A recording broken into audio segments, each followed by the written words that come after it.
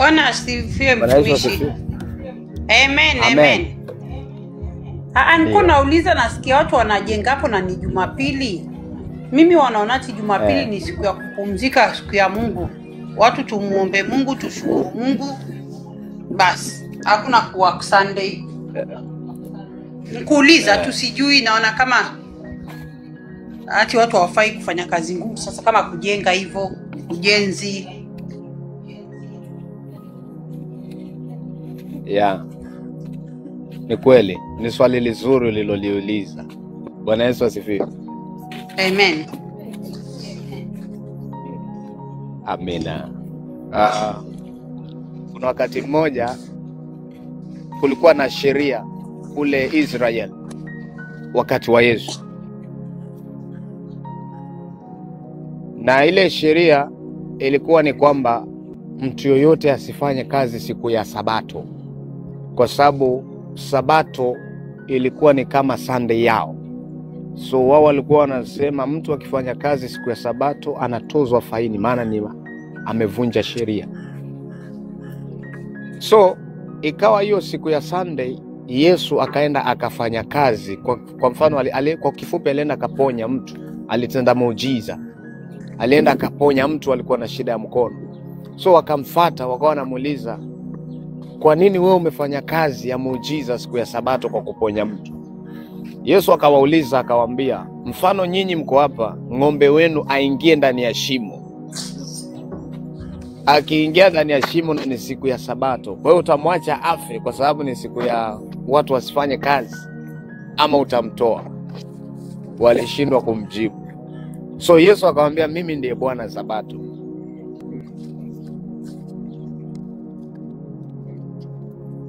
Na ikiwa mimi ndiye Bwana Sabato, ukiwa ndani yangu nami ndani yako, basi Sabato ni kila wakati, Sabato ni kila siku.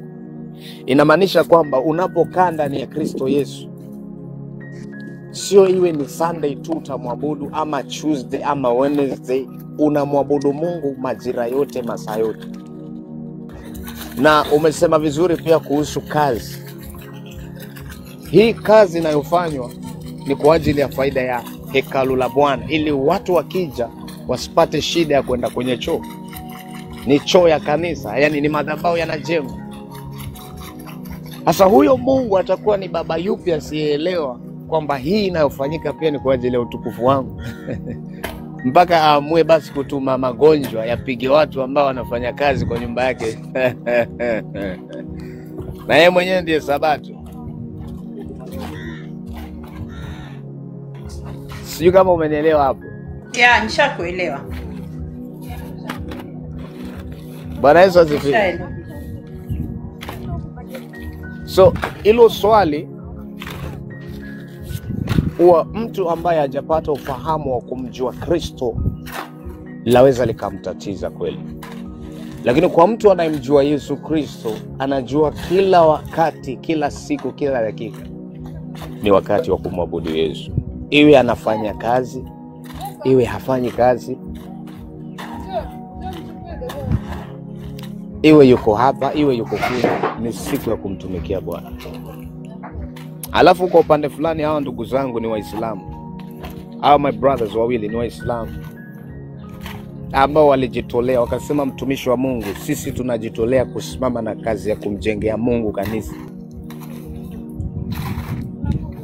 So hata kama ni malipo, hautatulipa eti kama ambaye wewe ni boss.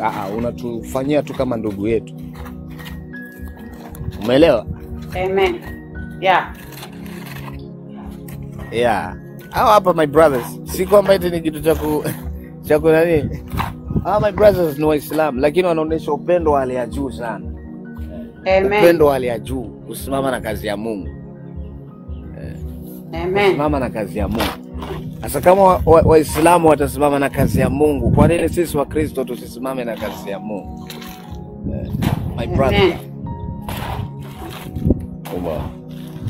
So inaonesha wazi, hata mimi nilikuja nikawaambia, mbona wewe ni pastor, wewe ni Mkristo, alafu unaturuhusu tufanye kazi na wewe, na sisi ni Waislamu.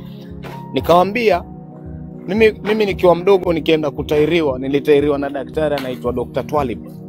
Twalib alikuwa ni Muislamu, nilipelekwa mahali kunaitwa Rabai.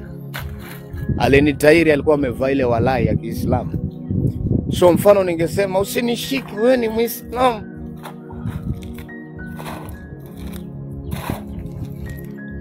nisingetairiwa. So kuna mahali dini huwa haifanyi kazi, inapofika ni mahali kwa humanity.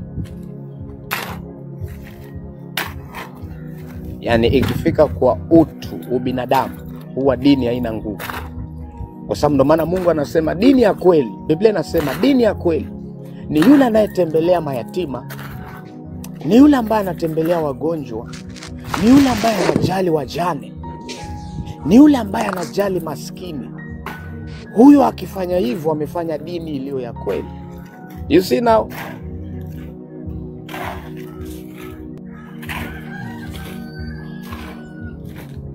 Asifiwe Yesu. Amen. Yeah. So mimi ninaelewa upendo. Mimi najua kuhusu upendo. Upendo ni kitu cha muhimu. Mimi najua kuhusu upendo. Yaani mimi kwangu mimi msingi wa dini ninaoshikilia ni upendo na utu wema basi. Yeah. Lakini wewe ni Muislamu, wewe ni mpinga Kristo, mimi sina shida na wewe.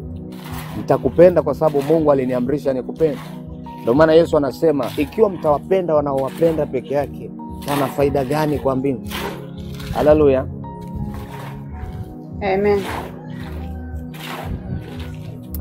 Amina. Japo unaendelea vipi wewe? Naendelea vizuri. I'm good. Neko mana. Na poilo kusikira huko. Amen. Hata isideko mana dave mkasa mlungu nangu. Amen, amen. Dave mneka vuba. Dave mneka nguma. Dave mneka nguma na vuba.